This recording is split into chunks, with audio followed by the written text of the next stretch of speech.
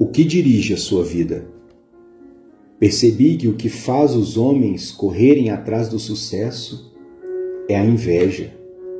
Eclesiastes 4:4. Thomas Carlyle afirmou: o homem sem propósito é como um barco sem leme, um vira-lata, um nada, um ninguém.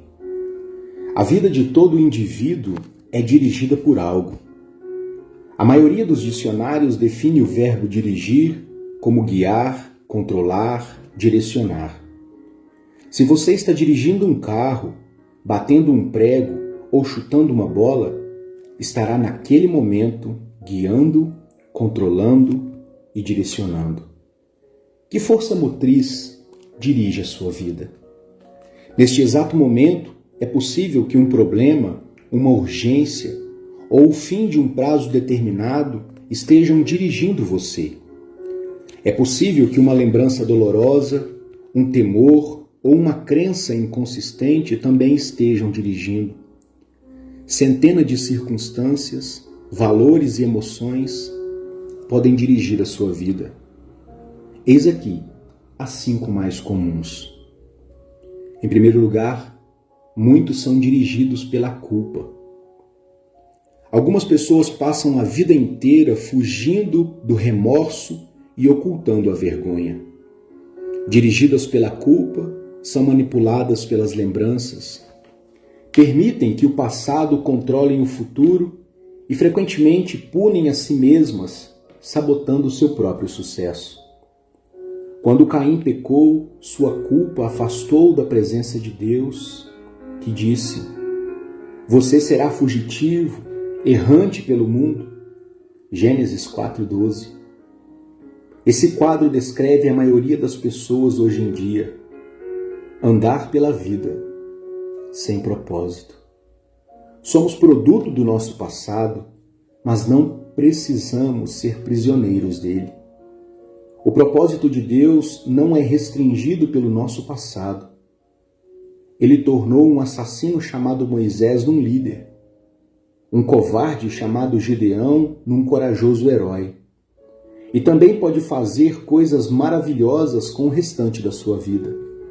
Deus é especialista em dar às pessoas um novo começo. Veja o que a Bíblia diz em Salmo 32, verso 1. Como é feliz o homem que tem as suas desobediências perdoadas e os seus pecados cobertos.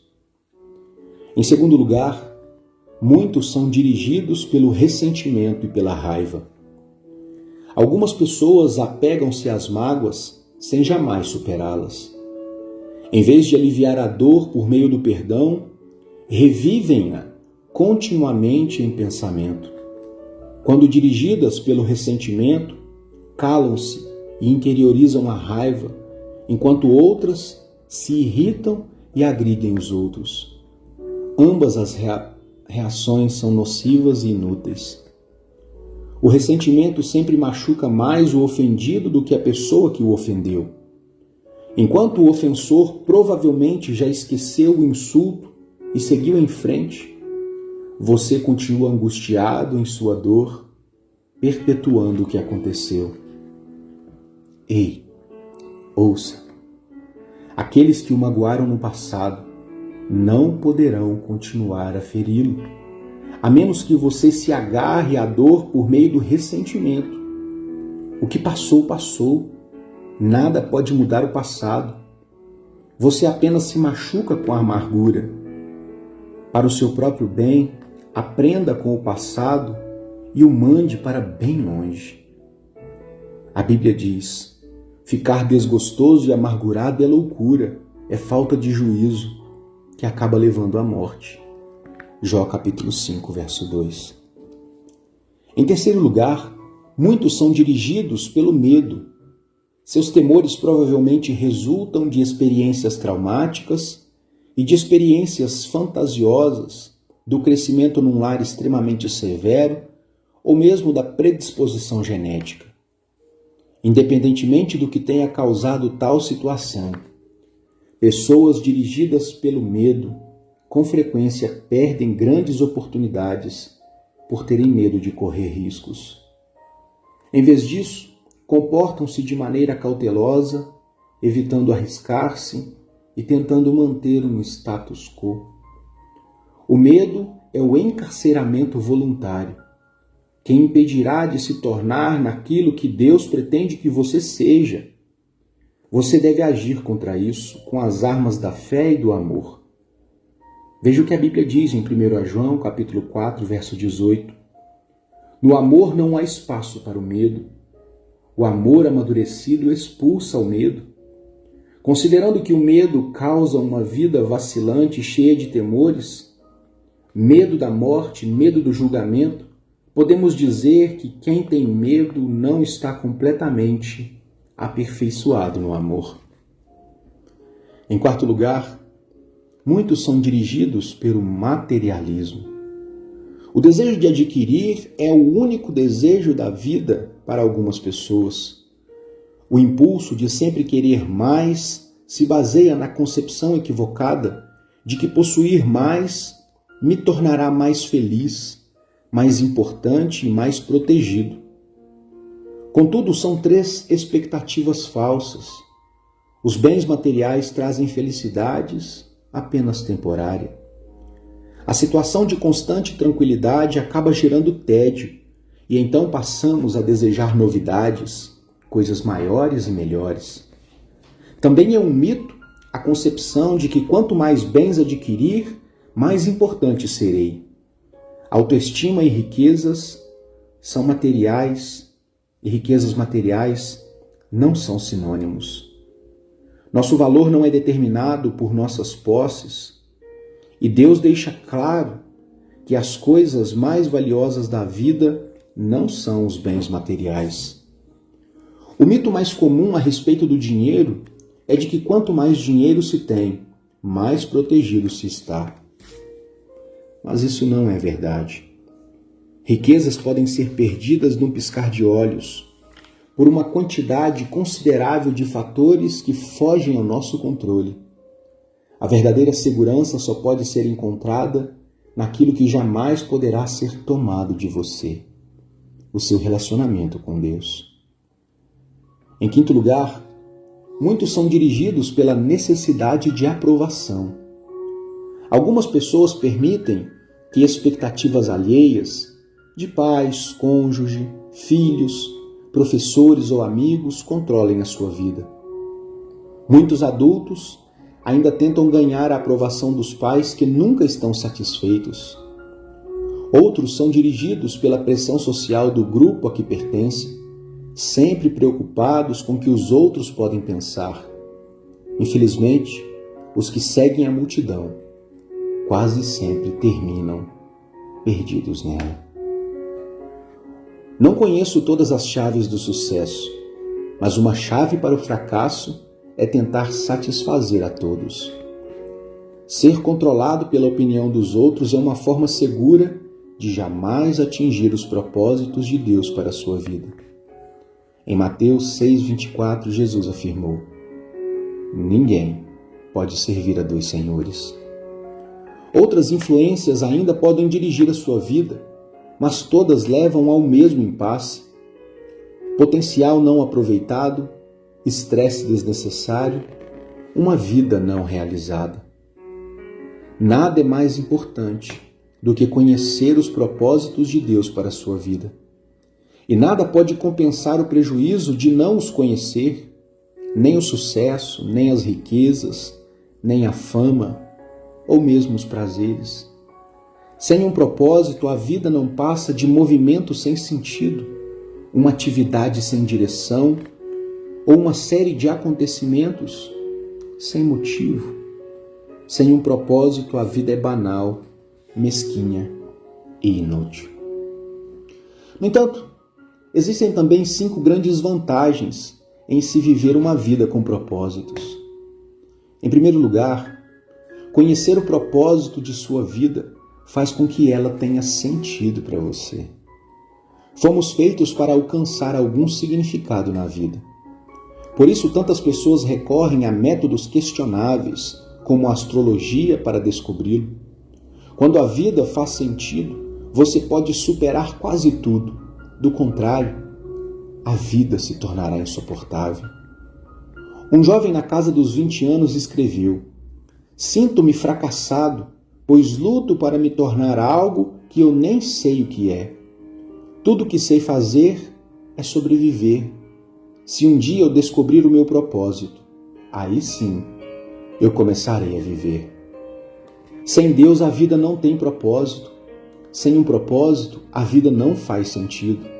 Sem um sentido, a vida não tem relevância e nem esperança. Na Bíblia, diversas pessoas expressaram a sua falta de esperança. Isaías queixou-se: tenho me afadigado sem qualquer propósito. Tenho gastado minha vida em vão e para nada. Isaías 49, verso 4. Jó disse: meus dias são vazios e sem esperança. Jó capítulo 7, verso 6. E Jó continua: detesto a vida, não quero mais viver. Deixa-me em paz, pois a minha vida não vale de nada. Jó capítulo 7, 16. A maior de todas as tragédias não é a morte, mas a falta de propósitos na vida. A esperança é tão especial para a vida quanto o ar e a água. É preciso ter esperança para lutar.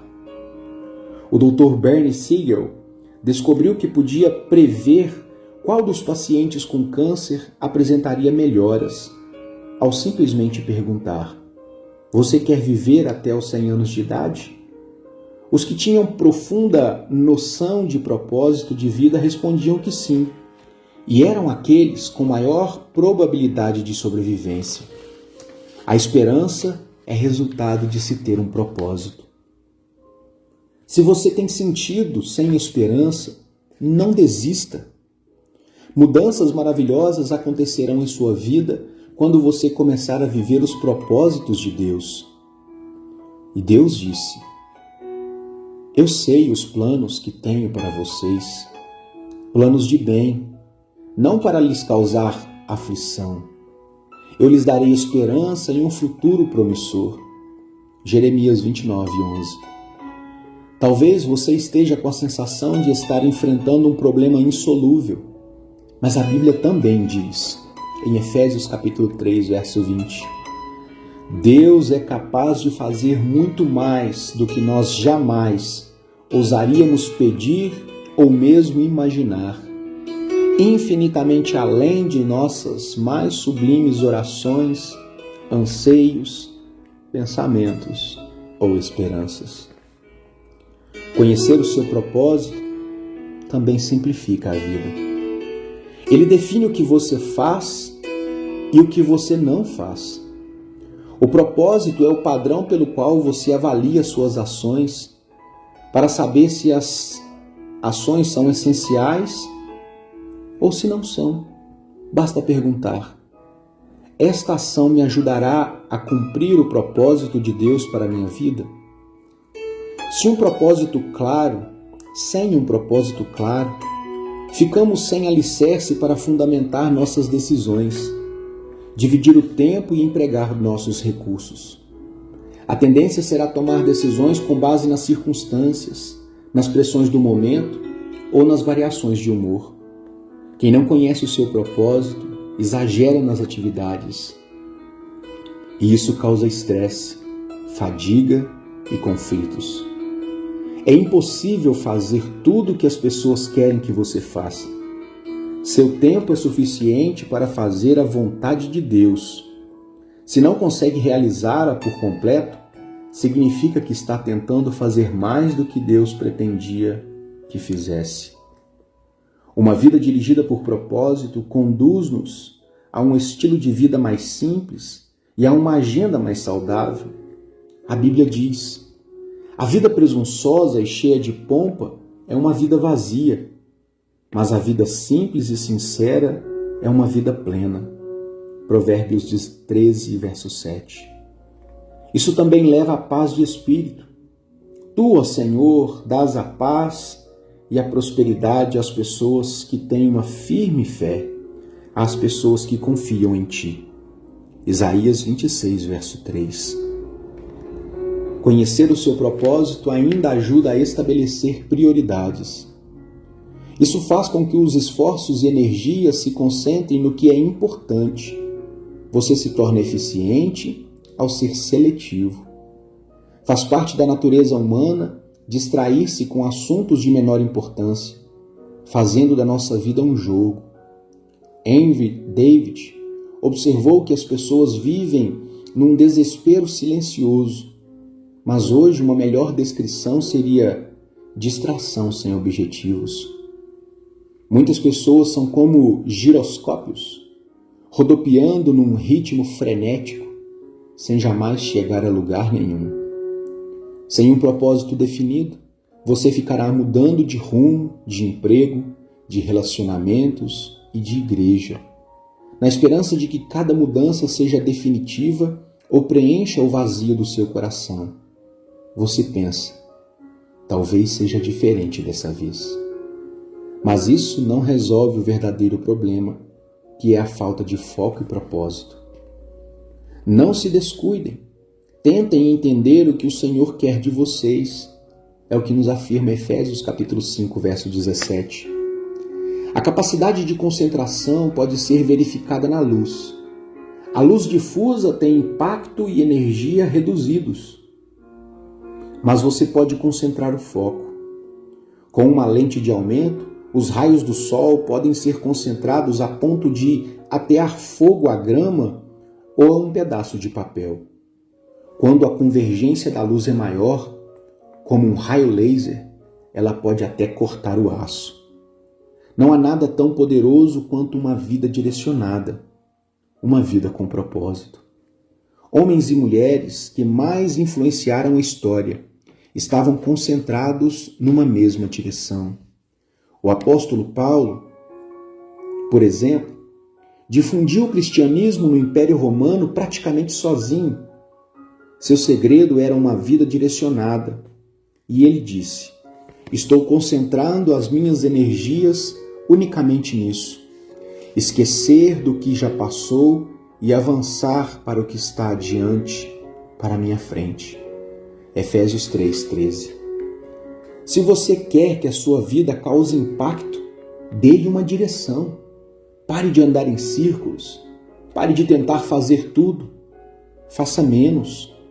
Elimine até mesmo as boas atividades, concentrando-se apenas nas que forem de fato importantes.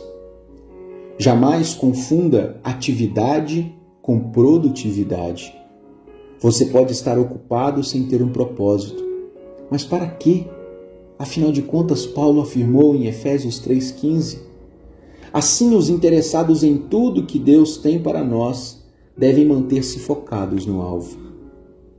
Conhecer o seu propósito também traz motivação. O propósito sempre produz entusiasmo. Nada mais estimulante que um propósito claro. No entanto, a paixão se esvai quando falta propósito. Até mesmo levantar-se da cama se torna um fardo. Normalmente é o trabalho sem sentido que nos esgota, consome a nossa força e nos rouba o prazer, não o excesso de trabalho. George Shaw afirmou: esta é a verdadeira alegria da vida, ser usado por um propósito reconhecido por você mesmo como grandioso. Se uma força da natureza, em vez de um amontoado inconsistente e egoísta de ressentimentos e lamentações, sempre reclamando do mundo, não se esforça para torná-lo feliz. Conhecer o seu propósito irá prepará-lo para a eternidade. Muita gente passa a vida tentando criar um legado. Tais pessoas querem ser lembradas depois que partirem. Entretanto, o que em última análise mais importa não é o que os outros dizem sobre a nossa vida, mas o que Deus diz. O que as pessoas não percebem é que todas as realizações acabam sendo superadas. Recordes são quebrados, reputações não subsistem, homenagens são esquecidas. Na faculdade, a meta de James Dobson era ser campeão de tênis daquela instituição. Ele se sentiu orgulhoso quando viu a sua taça exposta num local de destaque na sala de troféus da faculdade. Anos mais tarde, alguém lhe enviou o troféu pelo correio. Eles o haviam achado numa lata de lixo durante uma reforma na escola. James disse: "Um dia, todos os seus troféus serão jogados no lixo por alguém." Viver para criar um legado é um objetivo sem perspectiva. Uma utilização mais sábia do tempo é construir um legado eterno. Você não foi posto neste mundo para ser lembrado. Você foi colocado aqui a fim de preparar-se para a eternidade.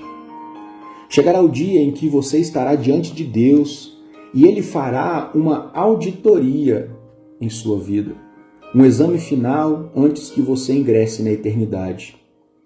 Veja o que a Bíblia diz em Romanos capítulo 14, versos 10 e 12. Lembrem-se, cada um de nós comparecerá diante do tribunal de Deus.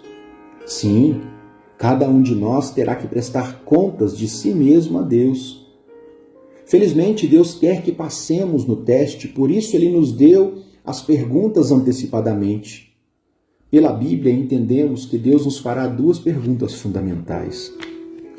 A primeira delas: o que você fez com meu filho Jesus Cristo? Deus não irá perguntar sobre a sua formação religiosa ou visão doutrinária. O único ponto importante será: você aceitou o que Jesus fez por você, aprendeu a amá-lo e a confiar nele? Pois Jesus disse: "Eu sou o caminho, a verdade e a vida. E ninguém vem ao Pai senão por mim." João 14,6. Mas ainda fará uma segunda pergunta: o que você fez com o que eu lhe dei? Isto é, o que você fez com a sua vida? Dádivas, talentos, oportunidades, energia, relacionamentos e recursos. Enfim, tudo o que Deus deu a você. Gastou-os com você mesmo ou fez uso deles para os propósitos que Deus tinha para você? Prepará-lo para estas duas perguntas é o objetivo destas reflexões. A primeira irá determinar onde você passará a eternidade. O que você fez com Jesus Cristo? Você o aceitou, aprendeu a amá-lo e a confiar nele? A segunda determinará o que você fará na eternidade. O que você fez com tudo que Deus entregou nas tuas mãos? Ao terminar estas reflexões, você estará disposto, pronto para responder estas duas importantes perguntas. Porque sabe, nós precisamos saber o que dirige a nossa vida. Que Deus abençoe você. Uma ótima reflexão. Nos encontramos amanhã para mais um novo devocional aqui no Café com Bíblia.